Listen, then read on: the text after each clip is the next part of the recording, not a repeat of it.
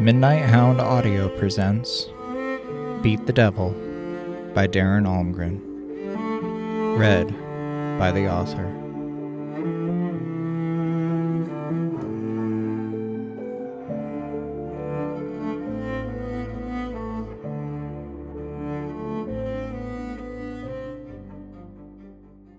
Hell is nothing like what anyone says, Michael thought as he walked through the large iron bar gates. They were open just enough for him to slip under the chain linking them together. He stood there for a moment. As he walked down the cobblestone street, the thought solidified in his mind.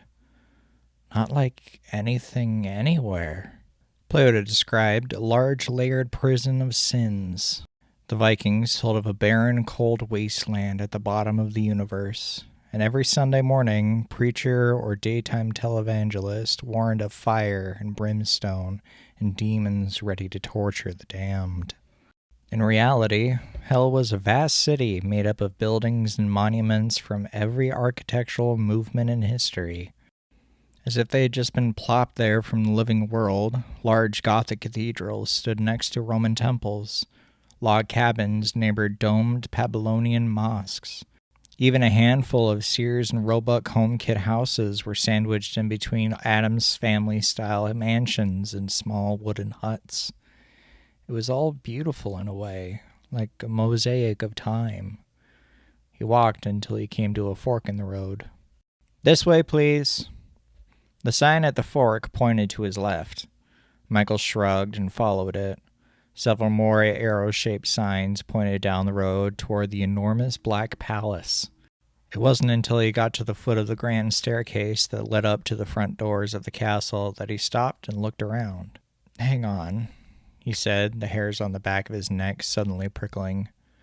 "Where is everyone?" It was true. The entire city of hell was empty and still. No demons or chimeras stalked the streets. No tortured souls screamed from inside the various buildings. Nothing. He looked back, then up at the castle. He had the sense of false security right before an ambush. Michael stood there for several minutes until the unchanged stillness relaxed his nerves. He was safe, for now. Or at least as safe as one can expect to be in hell. So he walked up the black marble stairs to the great palace doors. The doors were slightly agape, like the entrance gates were, and a small handwritten note was taped to the door at eye level. "Follow the signs, please." The "please" made Michael laugh. It was such an odd word to find in hell, he thought, and went in. The hallway the signs led him to from the entrance hall was narrow with high vaulted ceilings. The way was lit by an amalgamation of different lamps and light fixtures on either side of the hallway. When he turned a corner, he found another hallway with portraits hanging on the walls. He didn't recognize some, but many he did. A doctor in a Nazi uniform and stethoscope, Joseph Stalin, Adolf Hitler, Ted Bundy, even John Wayne Gacy in his clown costume. It all felt like a museum, and it gave him chills to see the kinds of people being immortalized in a gallery. When he reached the doorway at the end of the hallway, he stopped to stare at the portraits flanking it. On the left was a tall, fair-haired young man. He had green eyes, sharp features, and wore a black suit. A snake hung around his shoulders, a boa worn like a feather boa. The portrait on the right was a woman, stunningly gorgeous, with a curved nose and olive skin. She had a seductive smile with lips as red as the apple she held up in one hand. The other portraits were still, lifeless portraits, while these two had character and attitude. Michael didn't recognize either of them and only lingered a few seconds longer before grabbing the doorknob and pushing it open. The throne room to the Palace of Hell was magnificently large, with room enough for a whole stadium's worth of people. That's why, as Michael entered, it was eerie for it to be so empty. As liminal as the rest of hell had been, but it still filled him with awe. A voice came from the very far side of the room. "Come on in," it said, startling Michael. 7 large thrones sat side by side on a raised platform along the wall. Michael walked forward, and as he got closer, he could make out a figure lounging in the middle one. The man waved a hand. "Come on, I don't want to have to shout the whole time." Michael picked up his pace, and when he stepped in front of him, the man leaned forward and smiled sinisterly. "Welcome to hell." "Who are you?" Michael asked, unable to hide his confusion. The man on the throne slouched and scratched his shoulder. "Lucifer," he said casually. Michael smiled and raised an eyebrow. "Seriously?" he said. "You don't look like him." "Oh, like you're so impressive," Lucifer said. "And what should I look like?" "Well, you know," Michael said. "Like a demon. The devil, not..." He gestured at the man's green hoodie, tan shorts, and black sneakers. His blonde hair was messy and hung to his shoulders. Lucifer leaned back. "Like a demon, huh?" he mused. "Let's try this." Suddenly, Lucifer burst into flames, the fire growing into a 50-foot-tall inferno. Michael fell back, shielding his eyes from the intense heat. As quickly as they came, the flames disappeared, and in their place was an enormous figure. The demon's flesh was crimson and blistered. Huge, dragon-like wings extended out 100 feet from his shoulders. Its face was sharp, with 2 massive horns curving up from its forehead. It smiled with a mouthful of fangs and reached down a clawed hand to Michael, who screamed with terror. Michael closed his eyes, waiting for the claws to seize him and crush him to nothing.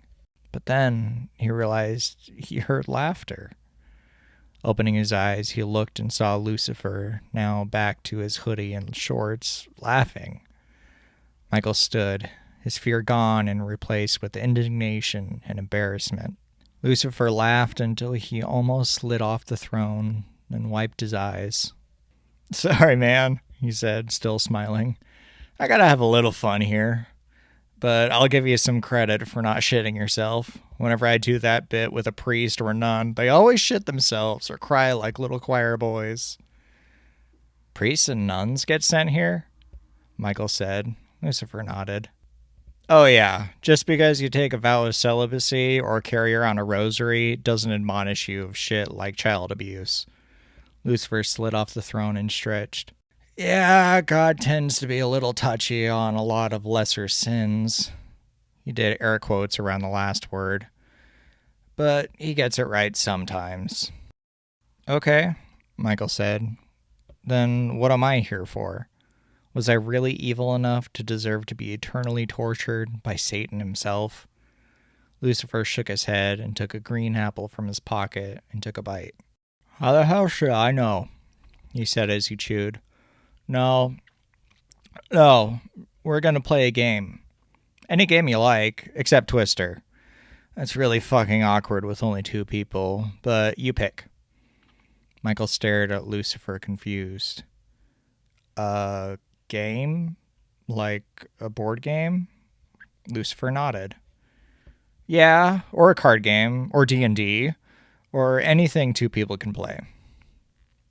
"What's the catch?" "It's a deal with the devil, if you want.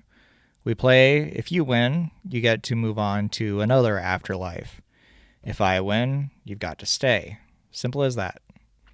Lucifer snapped his fingers, and a coffee table and 2 chairs appeared between them. He took another large bite of the apple. "So what'll it be?" Michael looked at the table, still hesitant to believe it, expecting some sort of trick.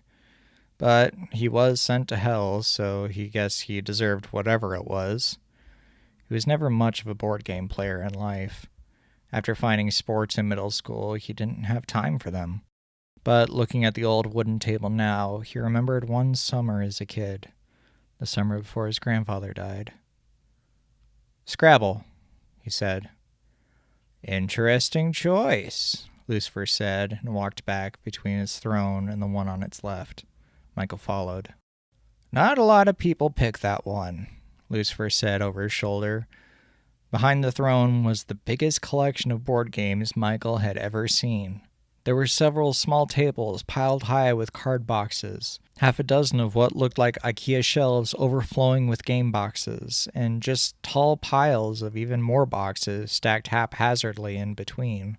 Michael stifled a laugh, and Lucifer looked up from one of the piles.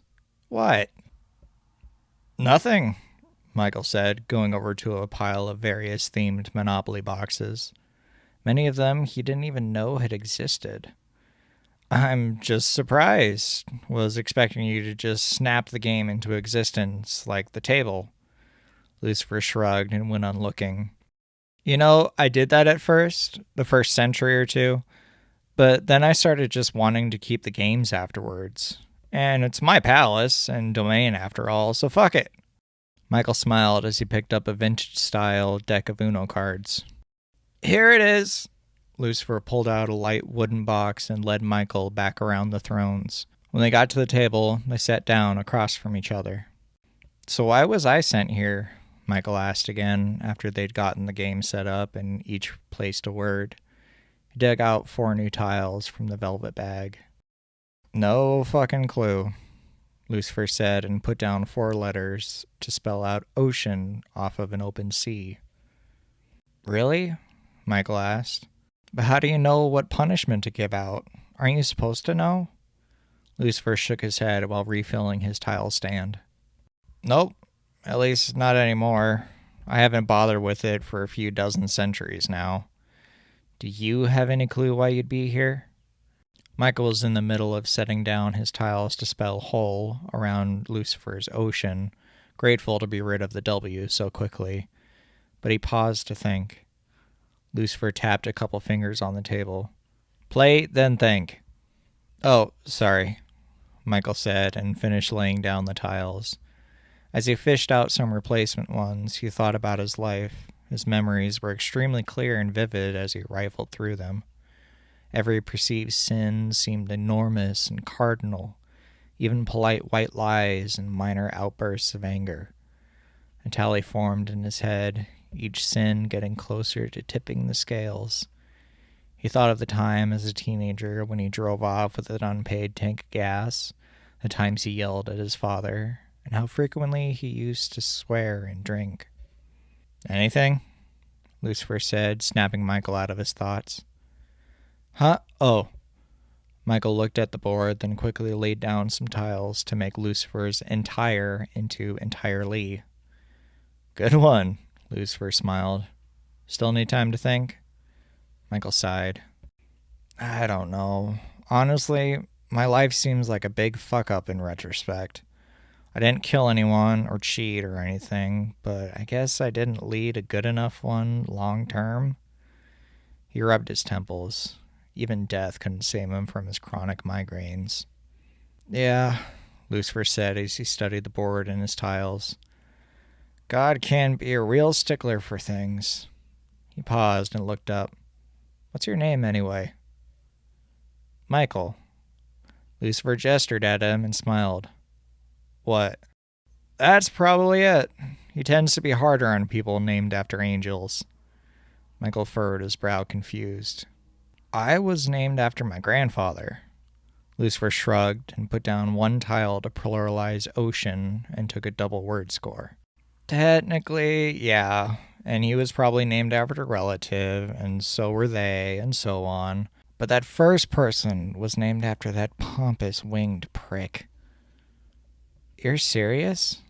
Michael said, laying down some tiles and taking a double letter score. "Oh yeah," Lucifer said. "He's a real self-righteous daddy's boy. Can't swing a sword for shit, and yet calls himself the Slayer of the Beast. You couldn't chop off my leg if you tried. In fact, Archangel is just a term God made to declare favorites, and believe me, they get—" "No," Michael interrupted.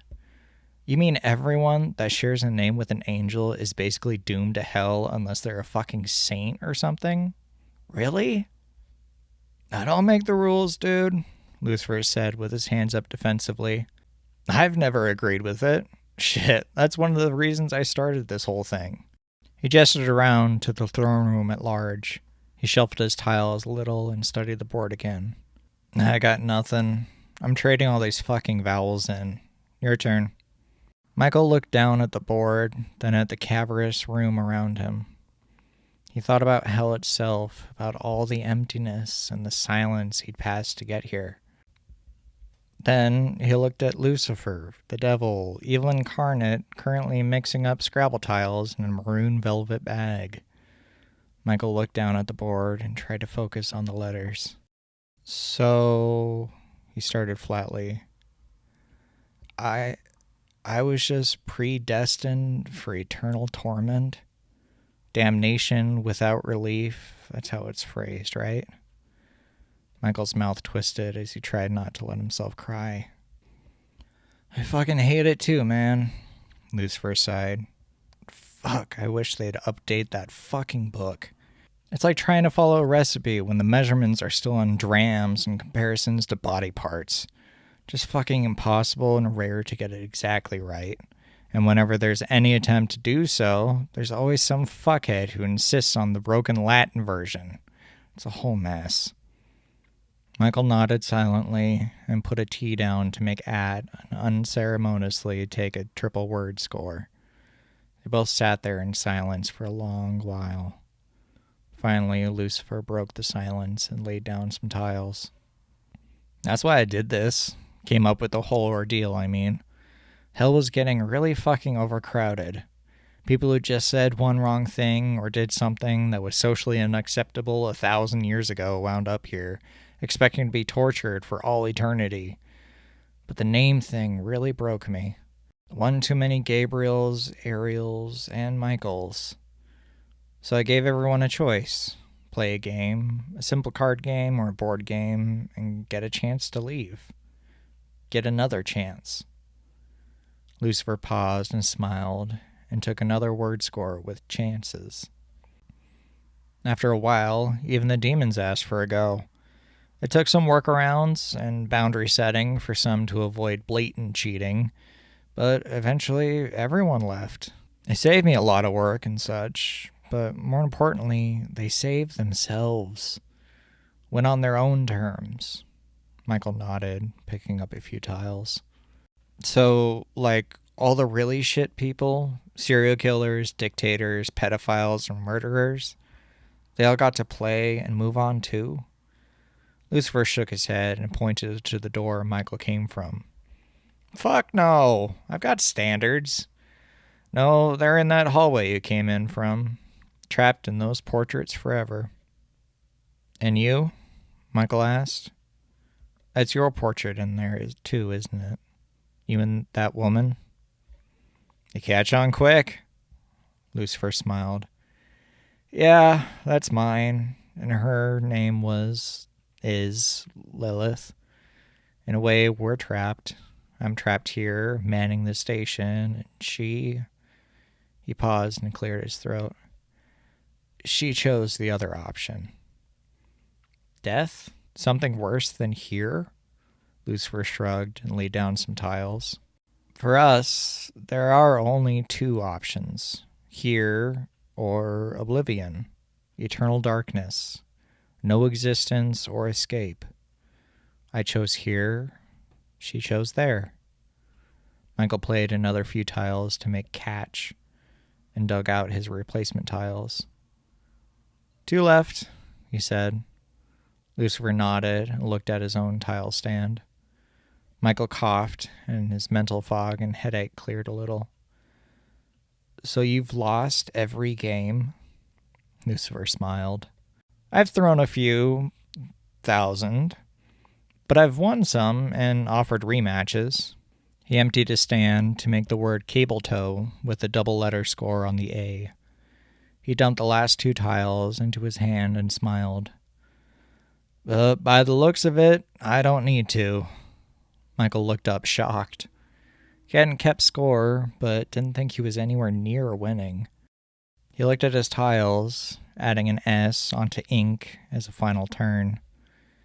Your turn, Michael said, looking up again. Lucifer was smiling, but it was a proud and genial smile. I've got nothing, see? Lucifer held out his hand. 2 tiles lay on it, Z and V. Michael looked down, stunned. There was no way, he thought, but neither of them were on the board, and there was no logical room for them.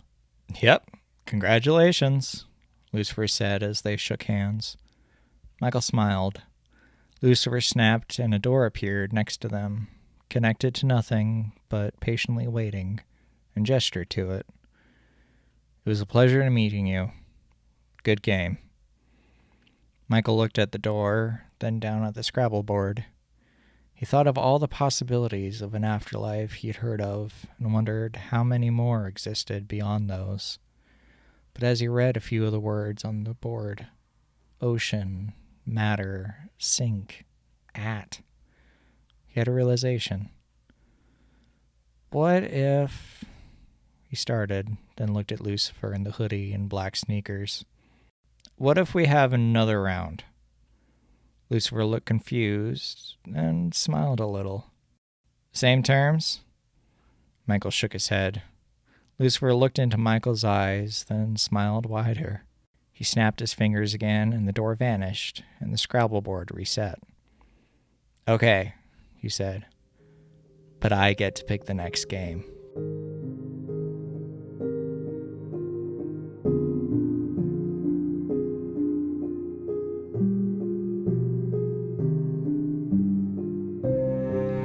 This has been a recording of Beat the Devil by Darren Almgren, presented by Midnight Hound Audio.